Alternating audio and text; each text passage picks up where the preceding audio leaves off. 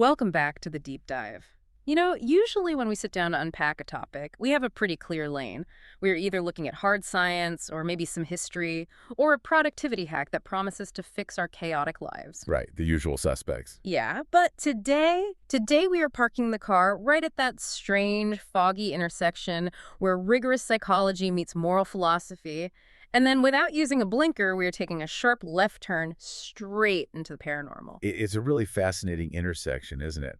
It's that rare space where the things we think we know about our own neuroses just collide with things that suggest our minds are, well, much bigger and much stranger than we usually give them credit for. Exactly. And to set the vibe for you, the listener, I want you to picture a room. It is 1968, Elmira, New York. It is late at night.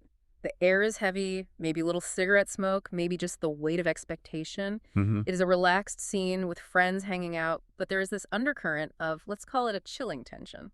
Chilling is definitely the right word for the atmosphere in that room. But the weird part is, it is also really funny and incredibly human at the same time. That is a very specific vibe to curate, I have to say. It is, but it fits perfectly because today we are unpacking a highly specific archival record. We are diving deep into session 403 of the early sessions, book 8 of the Seth material, and this was recorded on March 16th, 1968. Ah, a vintage session. Okay. And for those who might be returning to this specific area of study, we should briefly frame what we are looking at. We are talking about Jane Roberts, a writer who would enter a dissociated trance state and speak for an entity calling himself Seth. Right. Now, whether you view that as a unique psychological phenomenon where she is accessing her deep subconscious or a genuine metaphysical contact with a non-physical consciousness, the insights we get are often startlingly acute. Startlingly acute is honestly the perfect way to put it. It is like therapy with a ghost. And before we go any further, I do need to state clearly for the record that this podcast will be distributed free of charge on all major platforms for educational purposes. We're here to learn, to explore, and maybe get a little spooked along the way. Absolutely. So set the narrative scene for us. What is actually happening in session 403? Why is there this heavy tension in the room? Okay, so the mission of this deep dive is to analyze a session conducted for a specific sitter named Pat Norelli.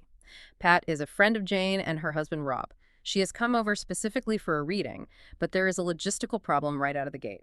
Jane is having a really hard time going into a trance. Which was fairly unusual for Jane by 1968. She could usually switch it on fairly easily by that point. Right, she was a pro by then. But she completely blocked, and the reason she is blocked is because Pat, the guest, is absolutely terrified. She is sitting there physically shaking because she is convinced that this entity, Seth, is going to, and I quote, smash her hopes with the truth. Wow.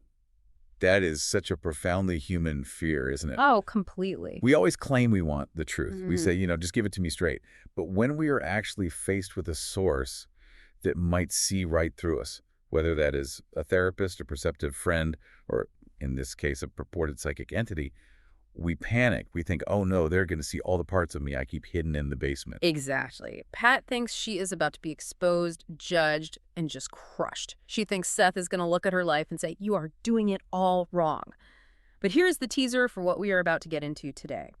Instead of a smashing, what she gets and what we get is this absolute masterclass in psychology. We will be. We get a deconstruction of why we try to speed through life, how we project our parents onto our lovers, and then we get a literal ghost story about a Revolutionary War spy ring. It covers the whole spectrum. It moves from the very mundane anxiety of getting a traffic ticket to the deep, lingering trauma of a past life. So let's dive right into that first part. I call this the traffic ticket analogy, or maybe, why are you driving 95 miles a minute? Right. So eventually, Seth does come through.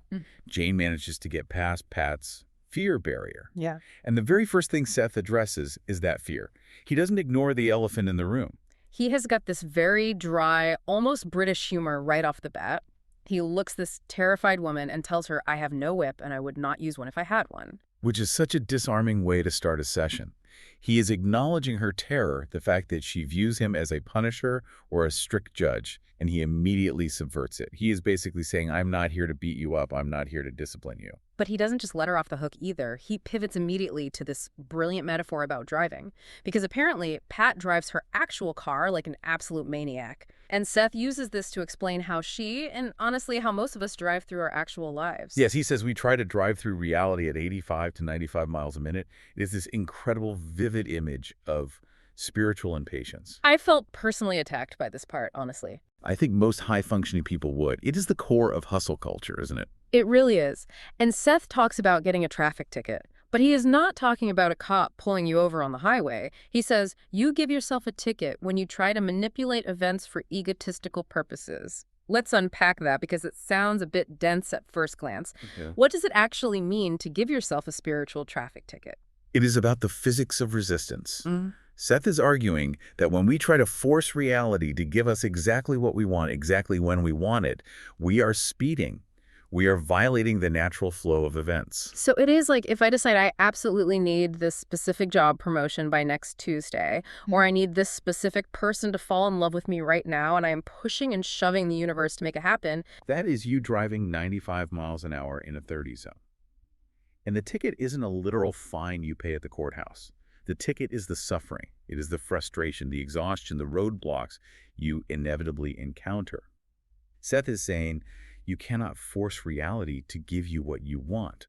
Or rather, you can try, but you will pay a severe penalty in stress and failure. It is so interesting because in modern culture, we are heavily conditioned to go get it. We are taught that if you want something, you just drive faster, you push harder, you manifest aggressively. True, but Seth is drawing a very sharp distinction between effort and force. Yeah. He says you must want what is best for your own development, rather than specifically determining what you think consciously is better for you. That is a massive distinction. Right, because my conscious brain might think, what is best for me is to date the quarterback. Or what is best for me is to get this high-paying job in finance. Exactly.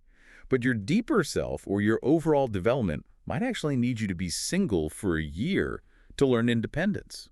Or it might need you to take a lower-paying job to learn a specific school of humility. When you force the specific outcome, like demanding you must have the finance job, you are speeding, you are ignoring all the natural road signs. It is the futility of forcing fate. But I have to ask, isn't that kind of passive? Just sitting back and saying, well, whatever happens, happens. I don't think he is advocating for passivity at all. He's advocating for alignment. If you want what is best for your development, Seth says it comes effortlessly. It flows naturally to you. But if you demand a specific outcome, it must be this person, it must be this exact salary, you are basically swerving into oncoming traffic because you are possessed with a specific waypoint rather than the actual journey. And this leads to what I think is the most profound insight in this early part of the session, the destination myth. Oh, this is the part that just stops you in your tracks. Seth says the destination is within you. You do not have to go any place to get that destination. Think about how much energy we spend trying to get somewhere. We treat our entire lives like a commute. We think, I am currently here, which is bad or incomplete, and I need to get there, which is good and complete. I will be happy when I get the promotion. I will be complete when I find a partner. I will finally be calm when I move to the beach. Right. We totally externalize our identity. We look for our destination in other people or in status symbols. We treat our happiness like it is a package waiting for us at a post office 3 towns over, and we have to speed to get there before it closes. Seth is flipping that entire concept on its head. He is saying the destination isn't a place on a map or a time in the future. It is you. It is inside your own consciousness. And as long as you are speeding towards some external goal to find yourself, you are actually running away from the destination. It is weirdly comforting, but also really annoying, because it means I can't blame my unhappiness on not having the thing yet. Exactly. It removes the ultimate excuse. If the destination is within you, you can arrive anytime you choose to stop speeding. You can pull the car over right now. But let's look at Pat specifically. She is sitting there, this woman in 1968, probably wearing a nice dress, totally terrified, and this voice is telling her, you are rushing because you don't like where you are. That has to be incredibly confronting. It is. She is probably gripping the arms of her chair at this point. She is hearing that her frantic energy is actually pushing away the very thing she wants. She thinks she is running toward love, but Seth is telling her she is running away from herself. And then Seth shifts gears, pun intended, into why she is this way. And this brings us to section 2, the psychology of projection. This is where the session shifts from general life advice to deep, specific psychoanalysis. Yes. Seth starts digging into Pat's relationship with her father, And frankly, this is kind of insight that usually takes 5 years of intense therapy to uncover, and Seth just lays it all out on the table in 5 minutes. And it is not a pretty picture at all. We learn that for the first 19 years of her life, Pat was absolutely terrified of her dad. She didn't even see him as a human being. She describes him to herself as a dark shadow with a club. That is a terrifying image for a child to hold in their mind. A dark shadow with a club. It implies a total facelessness. She doesn't see a person with eyes and a mouth and emotions. She sees a raw force. And it obviously implies violence, or at least the constant threat of violence. It is a monster, essentially. But here's the paradox, and I think this is so common in family dynamics where there is a dominant, scary parent. She fueled him, but Seth points out that she also viewed him as having godlike qualities. He was powerful. He was the unquestioned source of authority. He was the son the entire household orbited around. Is the classic father-god complex. To a child, especially in that specific cultural era, the father is the absolute lawgiver. Yeah. He has the power to punish and the power to reward. So Pat grows up with this deep internal equation. Masculinity equals godlike power equals terror. And Seth explains that she hasn't left that 19-year-old girl behind at all. She's now an adult projecting this exact equation onto every single man she meets. She is trapped in this horrible double bind. Right. It is a no-win scenario for any man trying to date her. On one hand, she demands that a man be godlike. She wants that powerful, authoritative figure because that is what she fundamentally thinks a man is supposed to be. She wants the father. But, and here is the trap, if he actually is powerful, she becomes terrified that he will crush her, just like she felt her father would. So she is setting all these guys up to fail. If they are strong, she panics. If they are nice, she gets bored. Completely. Seth says no human being can deliver what she expects. She wants a god, but she fears a god. So if a man is strong, she runs away to avoid his thumb, that is Seth's specific word, the thumb of authority. If he is weak, she resents him bitterly for not being godlike. It is a tragic cycle, but there is a dark humor to it, too. Seth points out that she subconsciously hopes men will disappoint her. That is her primary defense mechanism. Because if they disappoint her, she is safe. She doesn't have to submit to their power. She can stay independent. She can say, oh, well, he wasn't the one, and keep all her walls up. It is a brilliant, if maladaptive, way of staying single while pretending you desperately want to be coupled. Seth gets incredibly specific here about her type. He mentions that she tends to choose men with feminine qualities. Which is her safety net.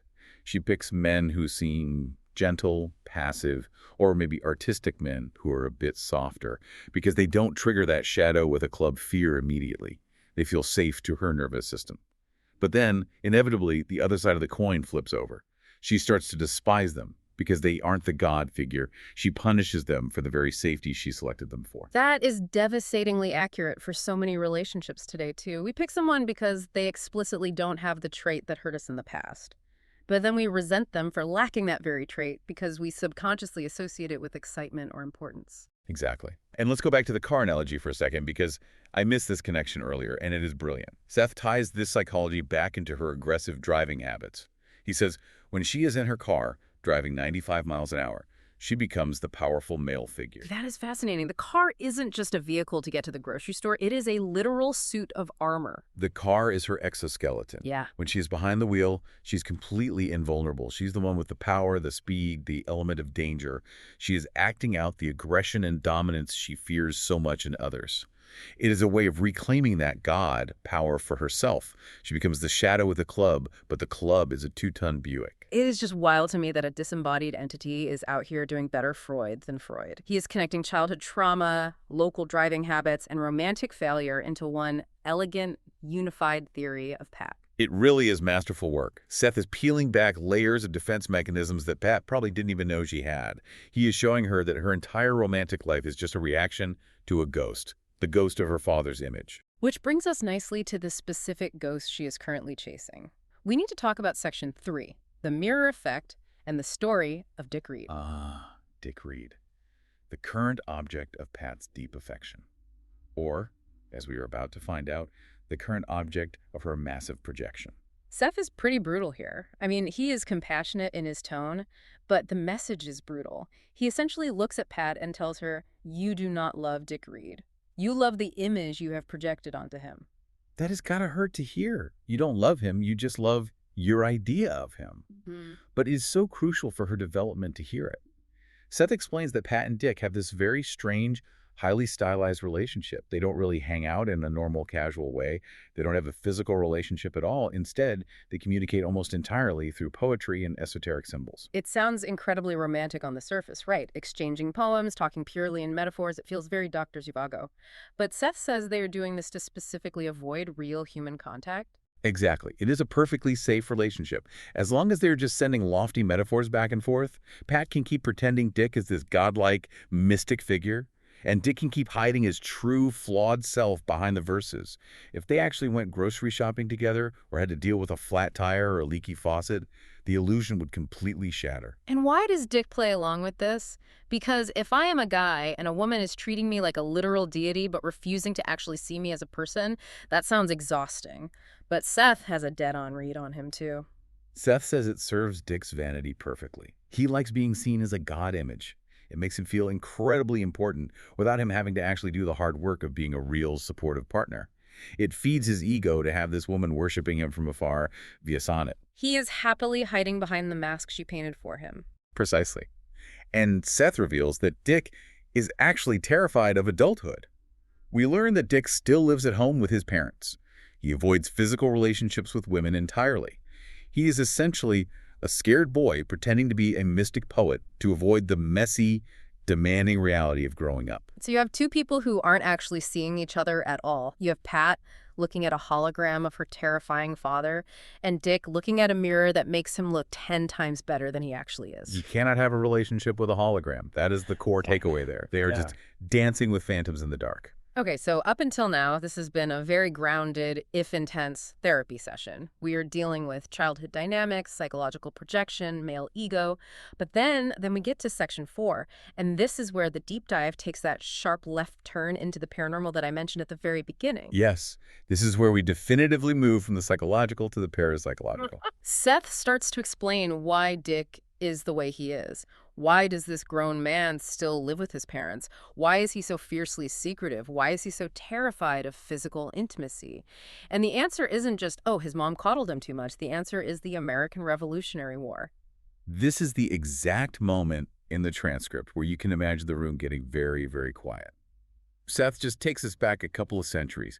He outlines a very specific past life connection between Dick and his current parents. Let's set the scene for the listener here, because this is a very cinematic sequence. It is not vague at all. Seth is giving highly specific historical details. Okay, so in this past life, during the Revolution, Dick was a woman. Specifically, he was the sister in the family. And his current parents, his mom and dad in 1968, were his brothers in that past life. So we have a gender swap and a role swap. The son was the sister, the parents were the brothers. Got it. Right. And it is wartime. The brothers were actively working as spies for the American side.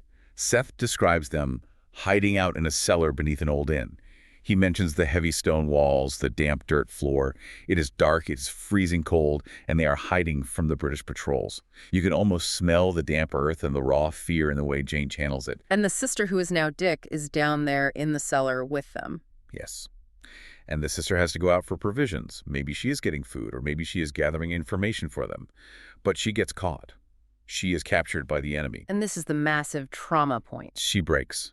Under extreme pressure, under terror, and Seth implies she was treated very roughly, interrogated aggressively. She reveals the hiding place. She tells the soldiers exactly where her brothers are. So she betrays her own family. She feels she betrayed them. That is the key distinction. She couldn't return to warn them because she was held captive. Seth even mentions a specific physical injury to the right leg, connected with a horse. Maybe she was kicked during the capture or dragged by a rider. She's physically broken and psychologically completely shattered because she gave him up to the enemy. That is unimaginably heavy. The guilt of thinking, I abandoned them to die. And that guilt, that profound trauma, creates what we might call a karmic echo. It is a psychological imprint so deep that it ripples all the way across time into 1968. How does that actually manifest, though? How do we get from a Revolutionary War spy seller to a guy in 1968 who writes poetry and refuses to move out of his mom's house? Think about Dick's behavior now. He flat out refuses to leave his parents' home. Why? Because subconsciously his inner self remembers that he abandoned them once before, and he is absolutely determined never to do it again. He is acting out a lifelong penance. He is serving a completely self-imposed sentence. The logic is, I left you once and you got hurt, so I will never, ever leave your side again. Exactly. He thinks if he leaves the house, disaster will strike them. He thinks the physical difficulty, that brutal harm that came to them in the cellar, will return if he isn't standing guard. He's protecting them with his constant presence, even though it is completely stifling his own adult life. And the secrecy. Seth mentions that Dick is incredibly secretive about his thoughts. Because in that past life, speaking the truth, revealing the location of the hiding spot, led directly to betrayal and death. So now he hoards his thoughts like gold. He hides behind poetry and abstract symbols. He feels that speaking openly, speaking nakedly, is literally dangerous. If he speaks clearly, people die. That is his subconscious survival equation. It is spooky how perfectly that fits his neuroses. It explains totally irrational behavior that modern logic just can't touch. If you just look at his life now, it makes zero sense. But if you overlay this historical map, everything clicks into place perfectly. And you know what the saddest part of the whole revelation is? Seth says the brothers didn't even blame her back then. They knew she acted out of pure fear. They knew she was tortured or heavily pressured. They forgave her completely in that life. So Dick is punishing himself for a crime that the victims have already pardoned him for? Yes. And his parents in this current life aren't trying to hold him captive either. They aren't forcing him to stay in his childhood bedroom. He is staying in a prison that only exists in his own mind. The cell door is wide open, but he won't walk through it because he is haunted by a memory he doesn't even consciously possess. That is just chilling. It really makes you wonder what invisible scripts we are all acting out every single day. Are my fears actually my fears, or are they just echoes from a cellar 200 years ago? It suggests that our deepest neuroses might not even originate from this lifetime.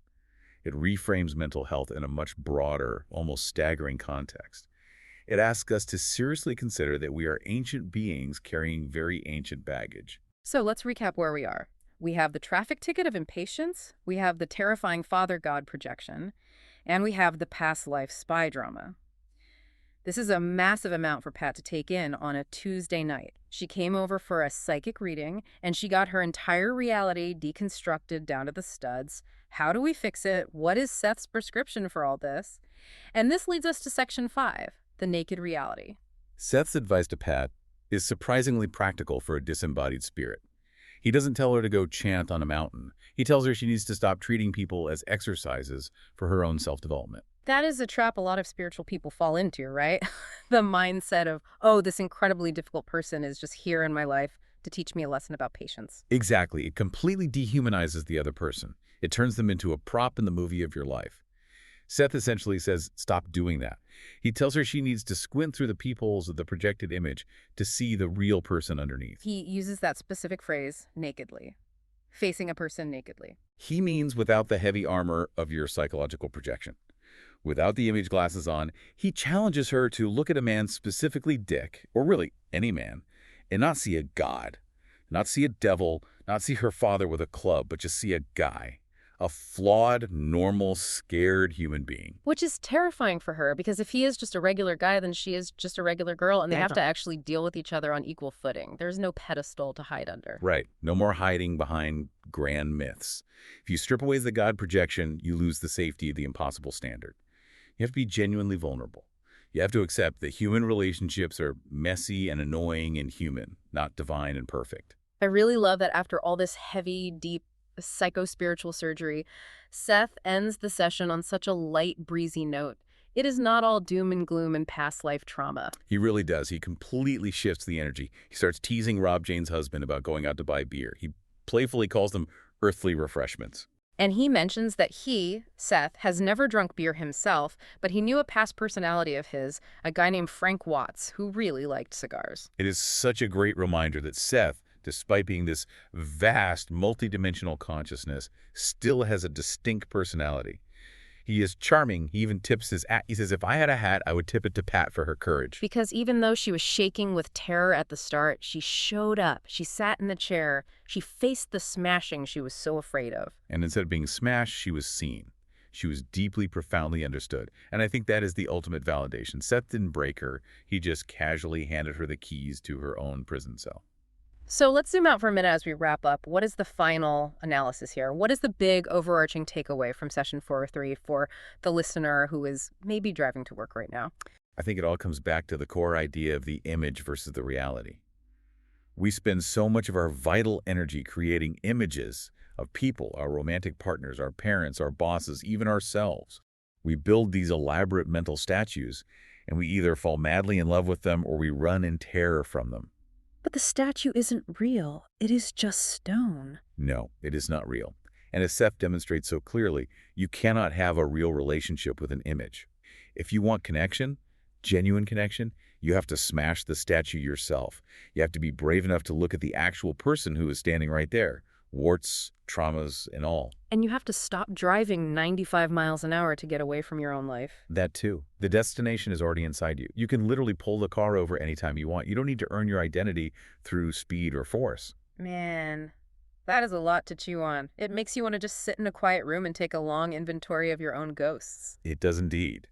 It is the kind of philosophical material that permanently changes how you look at your own daily interactions. All right, before we let you go, we have to give credit where credit is absolute due. While we have discussed the major themes and the narrative stories from this session today, we have quoted less than 5% of the actual source text. There is so much more in there. Subtle nuances, little jokes, highly specific personal details we just didn't have time to cover. We highly, highly encourage you to study the Seth material books directly for yourself. This particular deep dive was based on the Early Sessions Book 8. You can find all these books published through the New Awareness Network, and you should definitely go visit our website and bookstore directly at sethcenter.com/the-early sessions.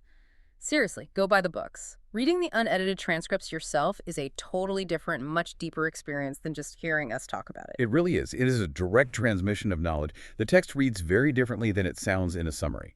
So here's my final provocative thought for you to carry into the rest of your week. We talked a lot today about Pat projecting her snarey father onto her boyfriends. We talked about Dick projecting his past life guilt onto his aging parents. And we all do it. None of us are Yeah. entirely immune to this mechanism. So look around your own life today. Who is currently wearing a mask that you painted for them? Is your boss really an unreasonable tyrant, or is that just your paint? Is your partner really a perfect savior, or is that your paint? And are you driving your life at 95 miles a minute toward a destination that is already sitting right there in the passenger seat? Oof. Drive safe out there, everyone, and we will see you in the next deep dive.